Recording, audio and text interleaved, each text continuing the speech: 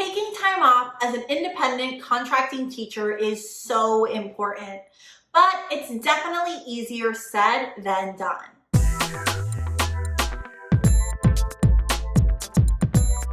Hello everyone, my name is Alejandra Landano and welcome back to my YouTube channel.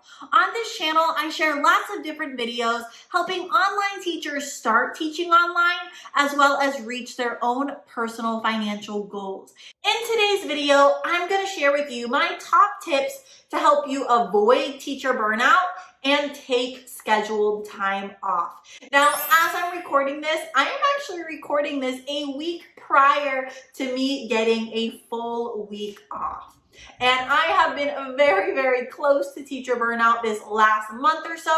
So this is a perfect video for myself and hopefully as well as some of you who can relate that it is definitely easy to become burnt out as an online teacher since you need to schedule your own time off.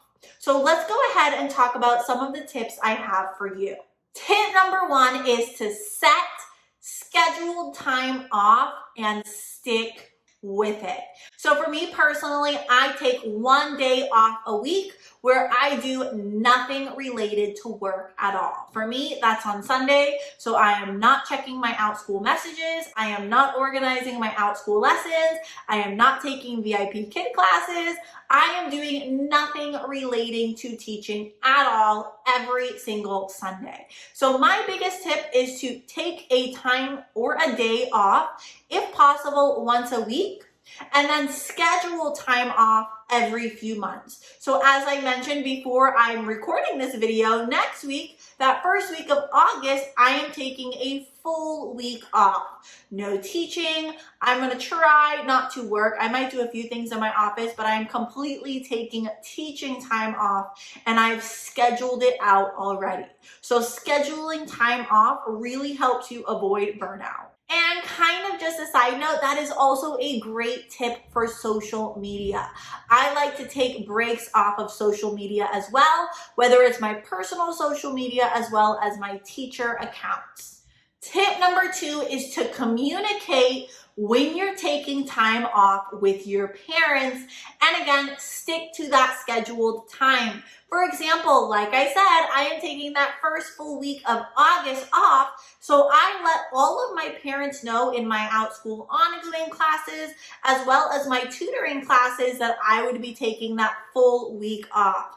I did give them about 2 or 3 weeks in advance. It's totally up to you how much in advance you let your parents know, but I would let your parents know when you're taking time off, whether you work for Outschool, VIPKID, or any other online company. Tip number 3 is something I'm actually working on applying better, and that is organizing your income accordingly.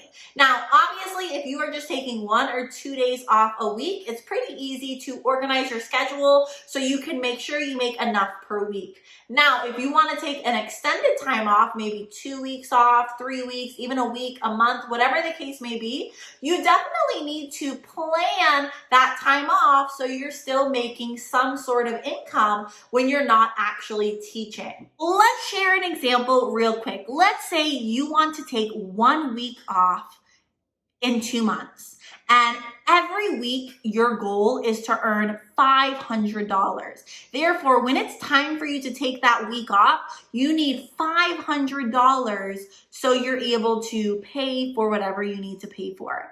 That means a few weeks prior, you should try to increase your income just a little bit so you can slowly pay yourself. So when you take that full week off, you're able to have some income. Let's say, like I said, your goal is to make $500 a week. Maybe for 8 weeks, you set aside $50 so that at the end, you're able to pay yourself. So when you take that week off, you're not missing a bunch of money. Tip number 4 is really in regards to avoiding teacher burnout, and that is not allowing your life to revolve solely around teaching online. Teaching online is so much fun. If you're a teacherpreneur, that is fun as well. Just teaching, creating resources, creating YouTube videos. There's so many things you can be doing as an online teacher or educator, But that cannot be what your life revolves around, because then you just start to experience burnout.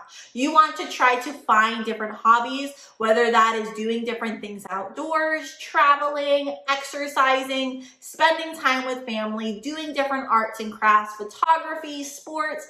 There are so many different things you can do as a hobby, but when you give yourself times to participate in those hobbies, basically taking time for self-care, you are more able to avoid that horrible teacher burnout that you do not want to experience.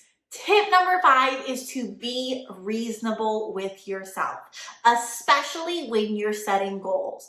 Now, if you are on different social media, like here on YouTube or Instagram, it is very easy for you to compare your earnings, your income, your job, your everything with other online teachers and educators. You need to be reasonable when you're setting your own personal goals. And if needed, if you're starting to compare yourself too much to other teachers, or you feel like you're not doing enough, that may be a sign that you need to take a social media break, because you're starting to compare your goals and your journey to others. So be reasonable with your goals and really strive to not compare your journey with other teachers. Many teachers like to share their journey to encourage and motivate and just give different ideas on how they like to teach online. But sometimes it can rub on you the wrong way if you're not reaching the same goals they are, or if you're not teaching as much as they are, or if you're not making as much income as they are. So if you notice some of those things happening, sometimes it's best if you just take a small break and you try to remember why you started teaching online in the first place. Now, those are my top 5 tips to help you avoid teacher burnout and schedule time off. You need to set scheduled time off every single week if possible, and then give yourself a few breaks every couple of months. You want to communicate with your parents when you are planning on taking time off. You want to organize your income accordingly, not allow your life to revolve solely on teaching online and entrepreneurship, and you want to be reasonable with your own personal goals. If you have any other tips that may help other teachers avoid teacher burnout and successfully take scheduled time off, please share them in the comments down below. I love hearing other ideas and strategies from all of you. As always, if you did find this video helpful, don't forget to give it a thumbs up and subscribe to my channel so you don't miss future content. I try my best to release at least one new video every week, focusing on online teaching and my own personal income goals. As always, thank you for watching, and I'll see you in my next video.